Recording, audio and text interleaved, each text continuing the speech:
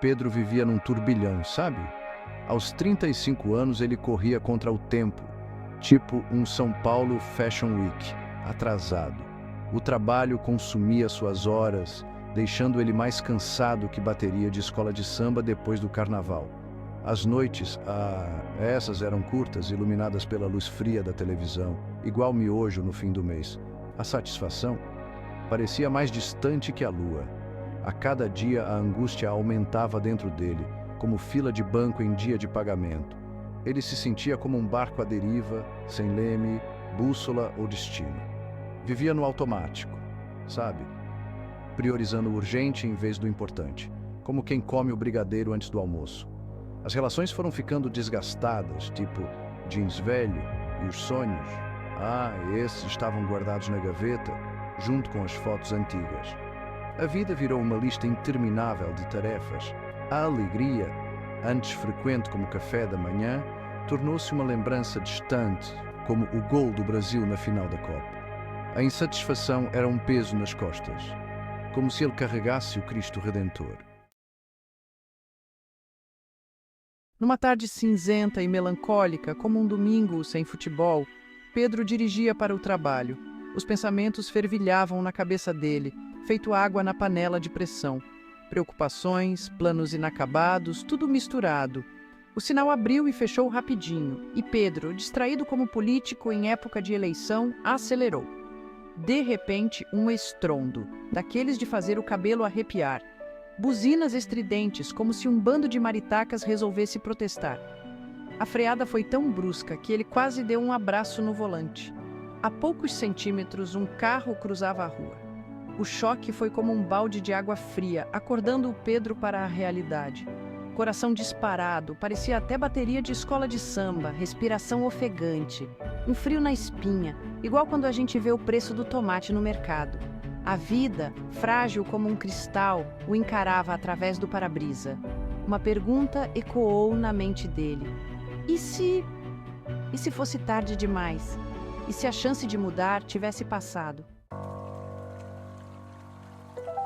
Procurando um café para acalmar os nervos, mais abalados que jogador brasileiro em final de Copa, Pedro entrou numa confeitaria. O cheirinho de canela invadiu o lugar, reconfortante como um abraço de mãe. Um senhor de cabelos prateados, com olhos que pareciam ter visto de tudo um pouco, tipo aqueles botequins antigos, sorriu gentilmente. "Dia difícil?" perguntou o senhor com uma voz doce e acolhedora, como um chá de camomila. "Acho que sim", respondeu Pedro, ainda meio aéreo. E lá ficaram conversando por horas. O doceiro, um ex-advogado, compartilhou sua história.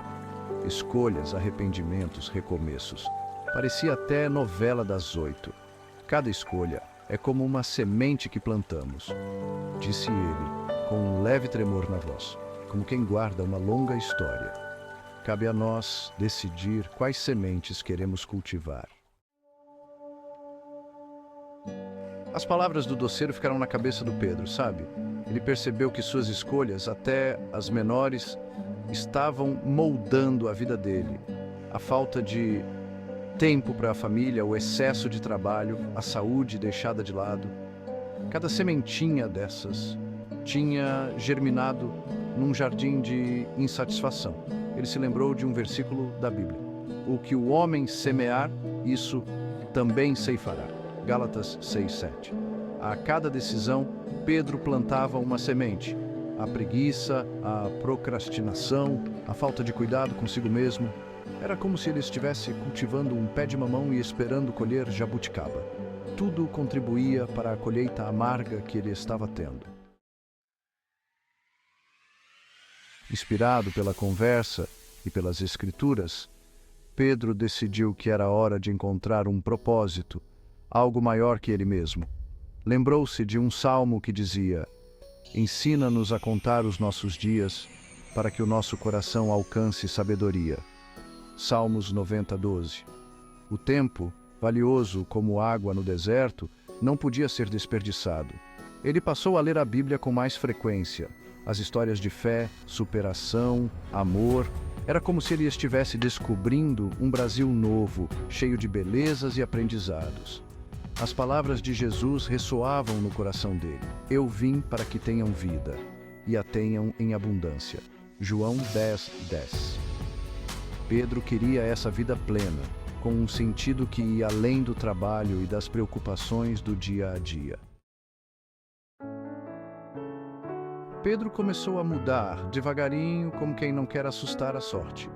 Dedicou tempo à família, retomou o contato com os amigos, passou a cuidar da saúde, aprendeu a dizer não para o excesso de trabalho e a priorizar o que realmente importava, como quem separa os grãos do joio. Aos poucos, a insatisfação foi dando lugar à esperança, como quando a chuva cai depois de uma longa seca. Ele plantou sementes de gratidão, compaixão, amor.